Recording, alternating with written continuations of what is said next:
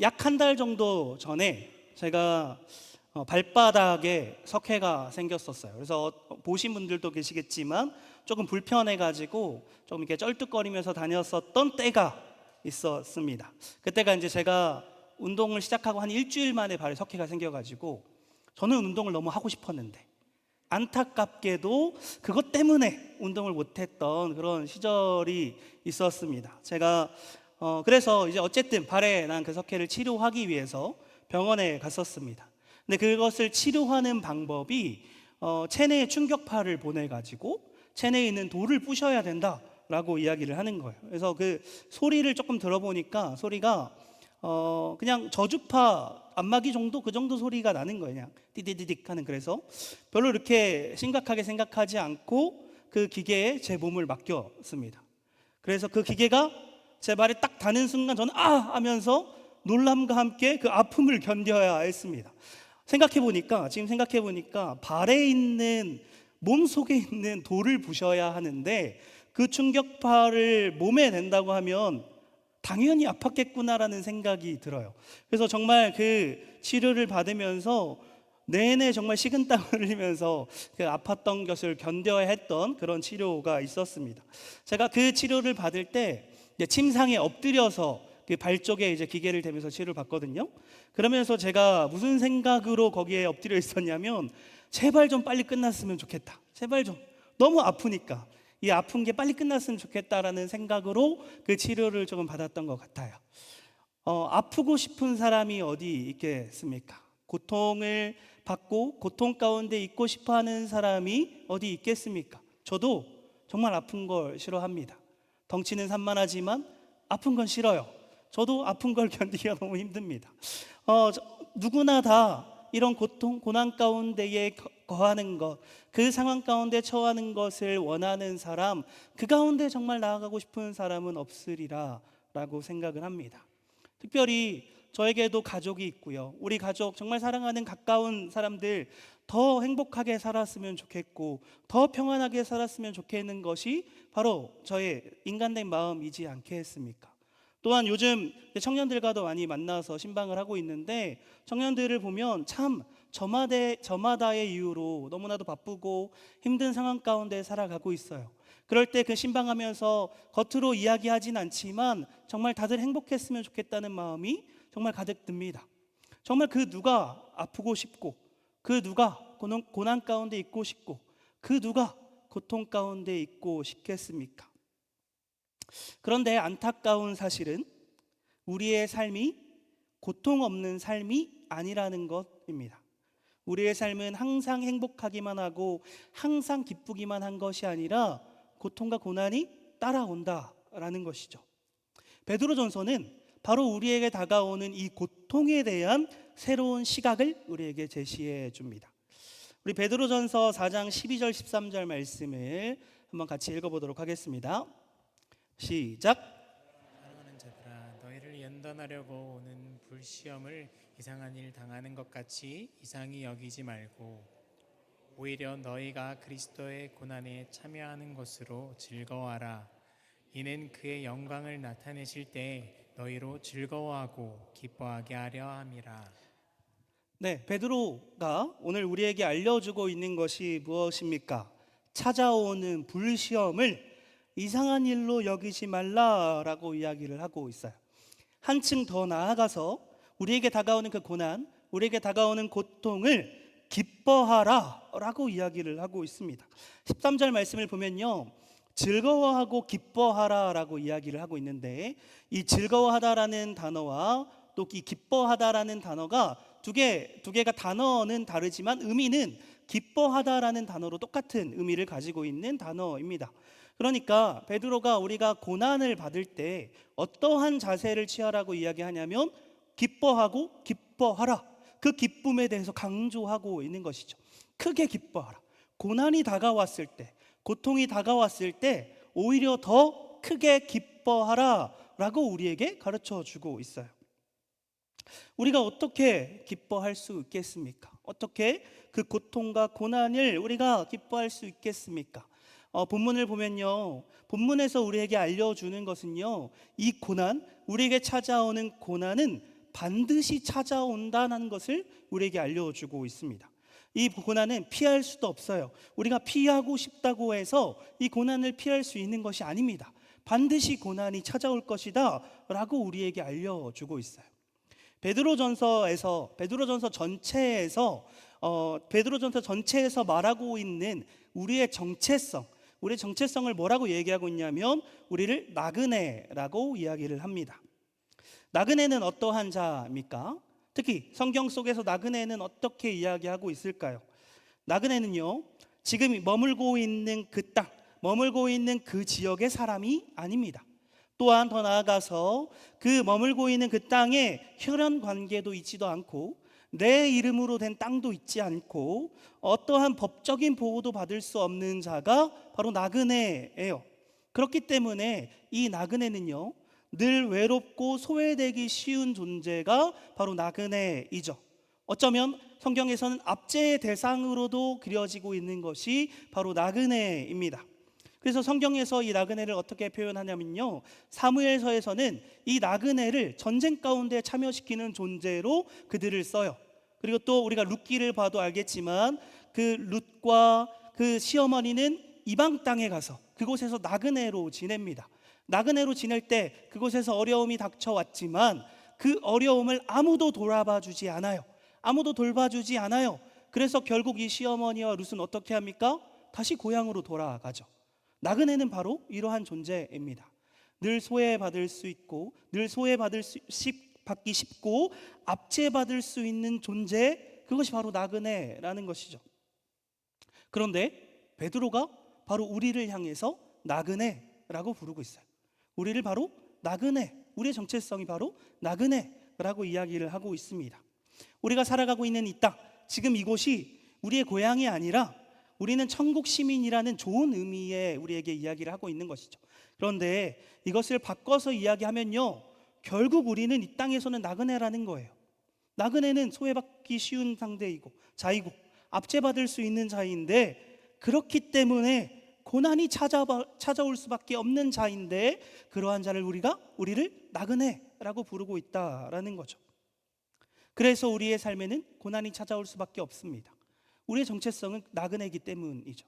우리는 이 땅에서 고난을 반드시 필연적으로 받을 수밖에 없는 그러한 정체성을 가지고 있는 자예요. 또 한 가지가 더 있습니다.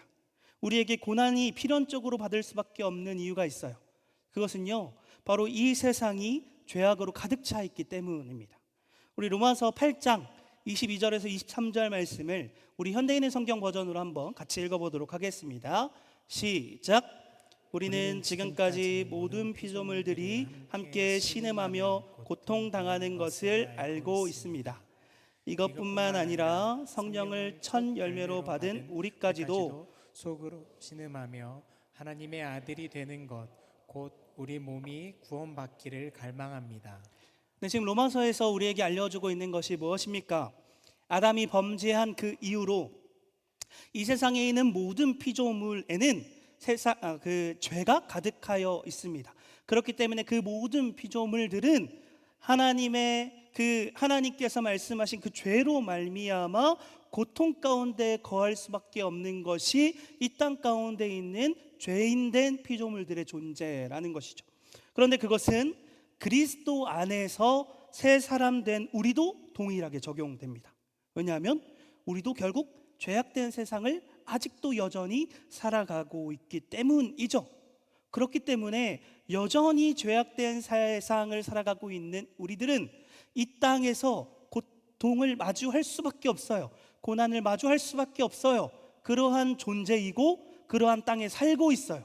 그래서 우리는 그 고난을 마주할 수밖에 없습니다. 그런데 그 고난을 마주하는 우리에게 베드로가 어떻게 우리에게 알려주고 있는 거예요?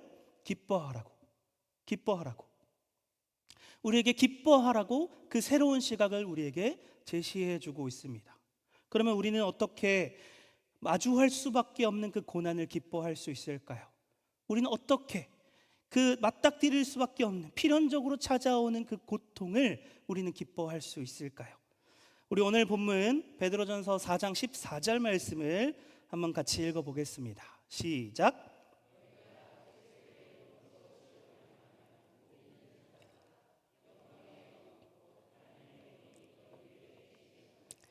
네, 베드로가 우리에게 알려주고 있는 사실은 우리가 그리스도의 이름으로 치욕을 당하면, 그러니까 우리가 고난을 당하면 무엇이 우리와 함께 있다라고 이야기하냐면 하나님의 영이 너희 위에 계심이라 라고 우리에게 알려주고 있습니다. 하나님의 영이 우리 위에 계신다라고 알려주고 있죠. 여기서 이야기하고 있는 이 위에 계신다라고 하는 이 단어들이 굉장히 흥미로운 단어들입니다.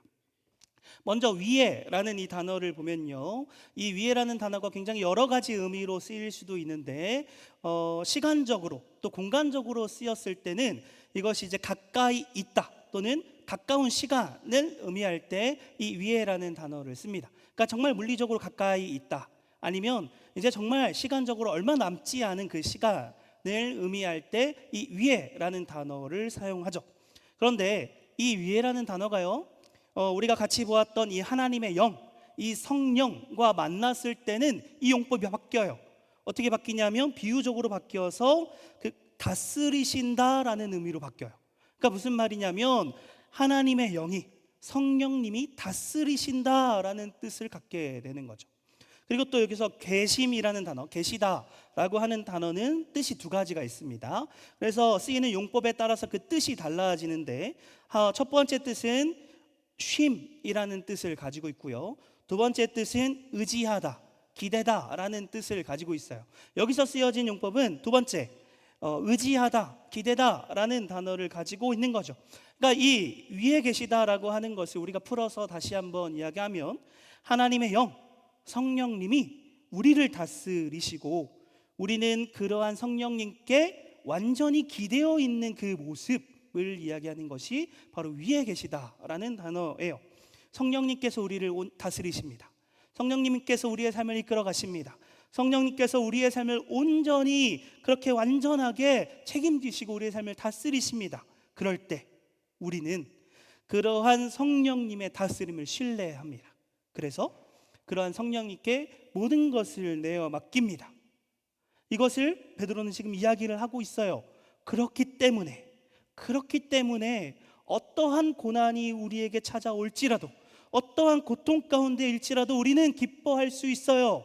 왜냐하면 성령님이 우리의 삶을 다스리고 계시기 때문이죠.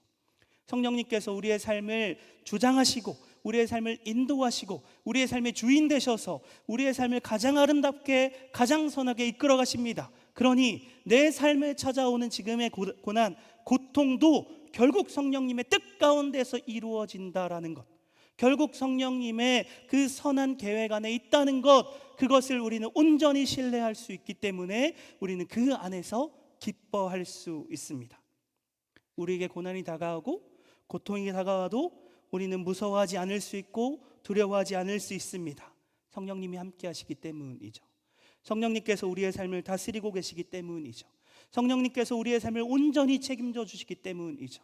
이 고난과 고통이 별거 아닌 것으로 성령님이 바꿔주시기 때문이죠. 우리는 그래서 그 안에서 기뻐할 수 있습니다. 우리 두 번째로 베드로전서 4장 13절 말씀을 또 함께 같이 읽어보겠습니다. 시작. 참여하는 것으로 즐거워하라. 이는 그의 영광을 나타내실 때 너희로 즐거워하고 기뻐하게 하려 함이라. 네, 13절에서 우리가 고난을 당할 때 그 고난을 당하는 모습을 그냥 고난 당한다라고 이야기하는 것이 아니라 그리스도의 고난에 참여한다라고 표현을 하고 있어요. 그러니까 우리는 이 고난을 그냥 혼자서 맞닥뜨리는 것이 아니라 그리스도의 고난에 함께 참여하는 거예요. 그러니까 다른 말로 이야기하면 우리가 예수님의 그 고난의 모습, 우리에게 고난이 있을 때 우리는 예수님을 닮아가는 것이죠. 그리고 고난을 닮아가는 것으로 끝나는 것이 아니라 예수님의 영광도 닮아가는 것으로 끝까지 이어집니다. 우리는 예수님을 닮아간다고, 또 예수님과 연합된다고 많이 이야기를 합니다. 그런데 예수님을 닮아가는 것, 예수님과 연합되는 것에는 영광만 있는 것이 아닙니다. 예수님의 모든 부분을 우리는 함께 닮아가야 되고 예수님의 모든 부분과 우리는 연합되어야 해요. 예수님께서는요, 고난을 기꺼이 견디셨습니다. 왜일까요? 왜 예수님께서는 그 고난을 기꺼이 견디셨을까요? 우리를 너무나도 사랑하시기 때문이죠. 예수님께서 이 땅에 오셨던 것 그 자체만으로도 이미 고난을 건디신 것입니다. 그런데 예수님께서는 사람의 몸으로 이 땅에 오셔서 사람이 겪어야 했던 그런 배고픔, 졸림, 피곤함, 또 수치심 모든 것들을 다 견디셨어요. 또한 다른 사람들로 하여금 조롱을 당하고 핍박을 당하고 비판을 당하고 그 모든 수치심을 예수님은 견디셨어요. 그리고 십자가 위에서 죽임당하는 고난까지도 예수님께서는 기꺼이 견디셨다고요. 그리고요, 이 고난만이 끝이 아니라 예수님께서는 이후에 부활하셨고 승천하시고 영광을 취하셨습니다. 예수님의 영광은 죽음으로부터 비롯되었습니다. 죽음이 없는 부활은 없습니다. 예수님의 영광은 고난 이후에 찾아왔습니다. 그러니 우리의 삶에 고난이 있다는 것은 무엇입니까? 우리가 그 고난에 동참하고 있다는 것은 무엇입니까? 예수님의 고난, 그 예수님의 십자가에 함께 동참하는 겁니다. 이후에 이 고난과 십자가 이후에 부활하고 승천하셔서 모든 영광을 취하신 것까지 우리 함께 동참하는 겁니다. 그것이 우리 삶에 고난이 와도 우리가 기뻐할 수 있는 이유입니다. 우리 삶에는 고난만이 있는 것이 아니라 영광도 함께 있기 때문이죠. 우리 삶에는 이미 고난만 겪고 있는 것이 아니라 이미 우리에게 허락하신 그 영광까지도 이미 함께 겪고 있는 거기 때문에 우리의 삶에서 우리는 기뻐할 수 있습니다. 이것을 우리는 두 글자로 소망이라고 이야기합니다. 베드로전서에서는요, 이 소망이라고 하는 단어가 너무나도 중요한 개념이에요. 우리가 나그네 되었다라고 했습니다. 그렇다고 하는 것은 이 땅이 아니라 하나님의 나라를 소망하는 자들입니다. 우리의 관점이 완전히 바뀌어야 돼요. 우리의 시선이 하나님 나라의 시선이 머물러야 돼요. 이 땅에서 우리가 살아가는 그 순간에 우리의 시선이 머물러 있는 것이 아니라 하나님 나라에 이르게 될 그 소망, 그래서 하나님 나라에서 받게 될 그 하나님의 영광, 그 가운데에 우리의 시선이 머물러 있어야 된다라는 것이죠.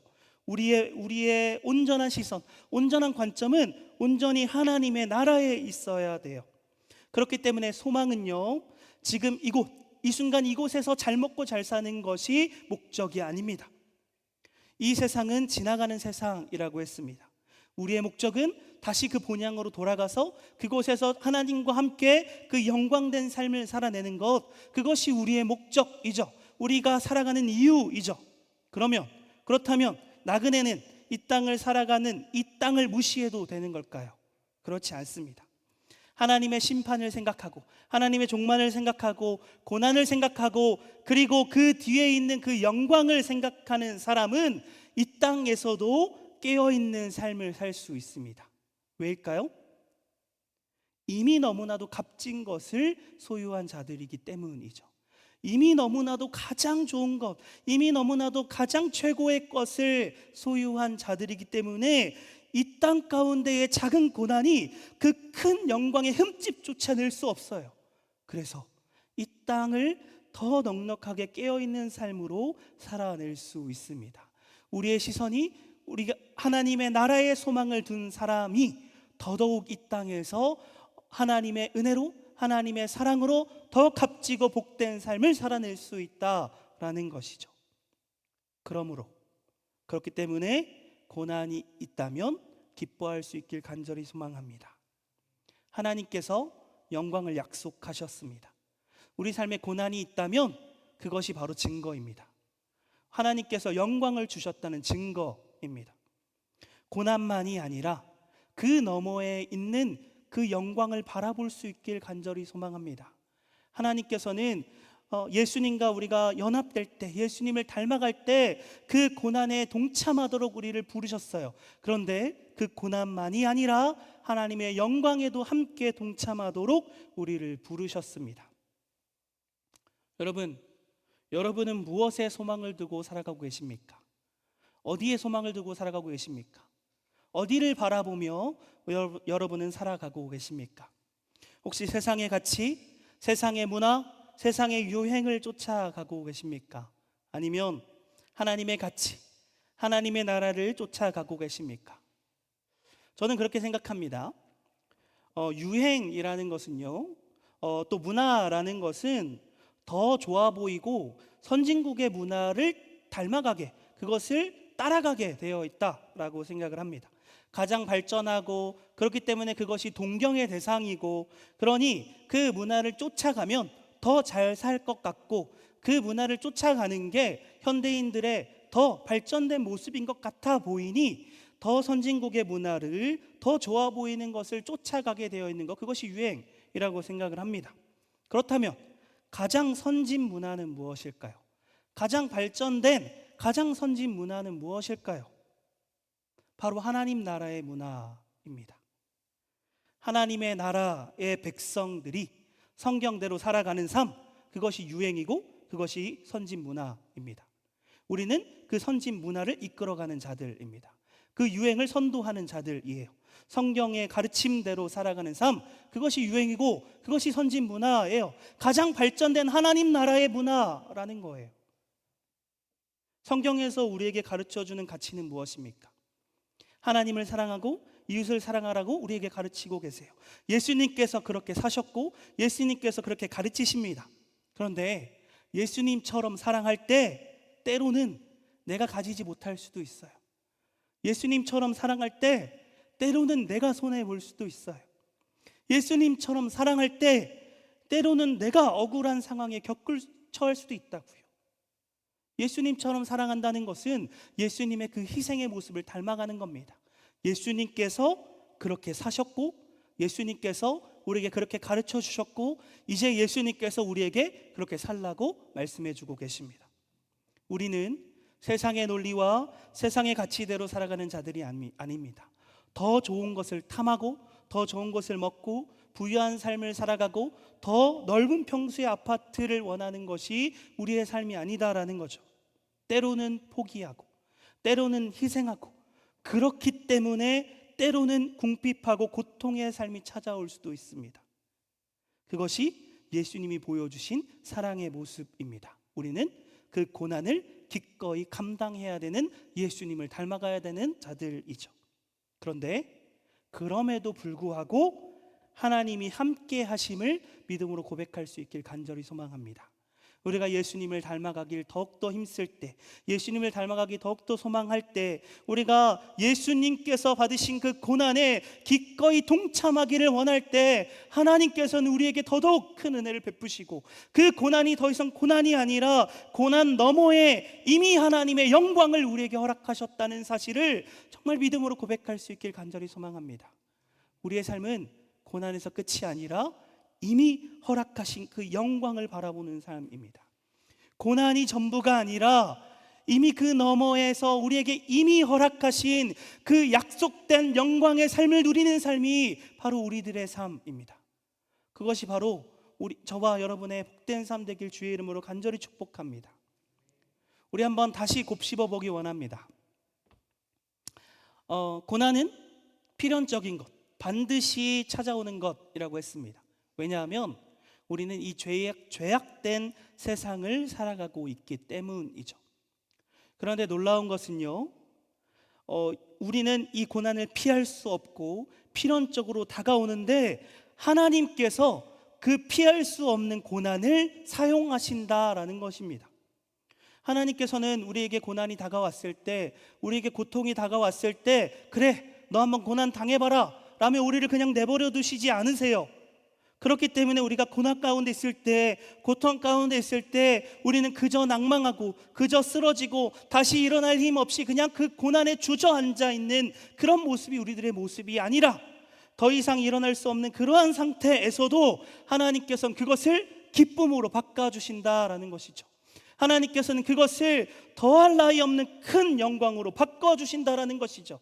그것이 하나님의 방법입니다. 그것이 하나님께서 우리를 사랑하시는 방법입니다. 그대로 내버려 두시지 않고 그것을 사용하셔서 기쁨으로 바꿔주시고 그것을 영광으로 바꿔주시는 것, 그것이 하나님의 방법입니다. 여러분, 정말 하나님께서 우리를 보호하고 계시다는 사실을 믿고 계십니까? 정말로 하나님께서 우리가 고난이 끝이 아니라 그것을 기쁨으로 바꿔주셨다는 그 사실을 정말 믿음으로 고백하십니까? 우리에게 고난이 끝이 아니라 이미 허락하신 하나님의 영광이 있다는 사실을 정말 믿음으로 고백하십니까? 우리의 삶에 고난과 고통이 찾아옵니다. 그러나 하나님의 은혜로, 하나님의 사랑으로, 그 하나님께서 주시는 귀한 믿음으로 그 고난을 넉넉히 이겨낼 수 있는 주님의 귀한 자녀들 되길 간절히 축복합니다. 우리의 삶에 고난과 고통이 없으면 얼마나 좋겠습니까? 고난과 고통의 삶이 아예 찾아오지 않는다면 얼마나 더 좋겠습니까? 우리의 삶에 고난과 고통이 오히려 없어서 그냥 정말 기쁘게만 살아간다면 얼마나 좋겠습니까? 그런데 필연적으로 우리에게 고난이 찾아온다고 말씀하십니다. 하지만 그것을 그대로 내버려 두지 않는 것이 하나님의 은혜입니다. 하나님의 사랑입니다. 하나님의 놀라우신 능력입니다. 그 능력 안에 거하는 우리들은 그 고난을, 그 고통을 그대로 맞닥뜨리고 그대로 주저앉은 데서 끝나는 것이 아니라 이겨낼 수 있는 힘을 우리에게 허락하셨습니다. 그것이 우리가 고난과 고통을 대하는 자세입니다. 우리는 이 땅에서 고난을 받지 않으면 더 좋겠지만 그 고난이 반드시 찾아오기에 하나님의 은혜로, 하나님의 능력으로, 하나님께서 함께 하심으로 말미암아 넉넉히 이겨내는 것, 그것이 우리가 고통을 대하는 자세입니다. 말씀을 정리하고자 합니다. 혹시 그리스도인이라는 말의 유래를 아십니까? 그리스도인은 사실 처음부터 좋은 뜻은 아니었습니다. 초대교회 시절에 예수님 믿는 사람들을 향하여서 조롱하기 위해 사용됐던 말이 그리스도인입니다. 그래서요, 그 초대교인들을 향해서 그리스도인이라는 말을 함께 쓰면서 그들을 조롱하고 그들을 핍박하는 데 사용했던 말이 바로 그리스도인이라고 하는 단어예요. 그런데 초대교인들은요, 이 그리스도인이라고 불리는 것을 영광스럽게 생각했습니다. 왜냐하면 자신이 이 그리스도인이라는 것을 불리는 것을 통해서 자신이 정말 그리스도에게 속한 자로서의 증거로 삼았기 때문입니다. 우리 16절 말씀 한번 같이 읽어보겠습니다. 시작. 만일 그리스도인으로 고난을 받으면 부끄러워하지 말고 도리어 그 이름으로 하나님께 영광을 돌리라. 그리스도인이라고 불리는 것에는 고난이 함께 수반되었습니다. 그냥 그리스도인이라는 불리는 것으로 그치는 것이 아니라 거기에는 조롱과 핍박이 함께 따라왔습니다. 그런데 그들에게는 그것이 오히려 영광이 되었습니다. 초대교인들은 그리스도인이라고 불리는 것을 두려워하지 않았습니다. 초대교인들은 그리스도인이라고 불려서 그 고난을 부끄럽게 여기지 않았습니다. 오히려 하나님께 영광을 돌렸습니다. 그 고난을 넘어 참 기쁨과 영광을 알았기 때문이고 하나님의 보호하심을 알았기 때문입니다. 우리 신년의 모든 성도님들이 참된 그리스도인으로 살아가길 소망합니다. 세상의 가치가 아니라 하나님의 가치를 쫓는, 그래서 찾아오는 어려움과 고난이 있어도 기쁨으로 넉넉히 이길 수 있는 참된 믿음을 소유한 그리스도인들이 되시기를 주님의 이름으로 간절히 축복합니다. 그것이 바로 저와 여러분들의 참된 정체성, 정말 그리스도인이라고 고백할 수 있는 기쁨의 정체성, 어떤 상황에서도 하나님을 정말 기쁨으로 고백할 수 있는 정체성, 그것이 바로 우리들이 되기를 정말 주님의 이름으로 간절히 축복합니다. 기도하겠습니다. 하나님 아버지 감사합니다.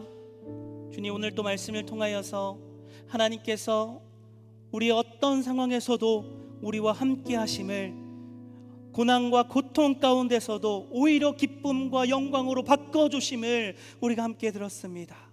우리 삶에 고난이 찾아오지 않으면 얼마나 더 좋겠습니까? 그러나 우리 삶에 찾아오는 그 고난도 하나님께서 사용하셔서 기쁨으로 영광으로 바꿔주신다고 하셨으니 그것에 우리가 믿음으로 고백하며 그 믿음으로 동참할 수 있는 우리들 될 수 있도록, 그래서 참된 그리스도인들 될 수 있도록 주님 함께하여 주시옵소서. 우리의 삶 가운데에 늘 함께하여 주셔서 주님으로 인하여 넉넉히 이겨낼 수 있는 주님의 귀한 백성들 될 수 있도록 주님 함께하여 주시옵소서. 감사합니다. 주님, 살아계신 예수 그리스도의 이름으로 기도합니다. 아멘.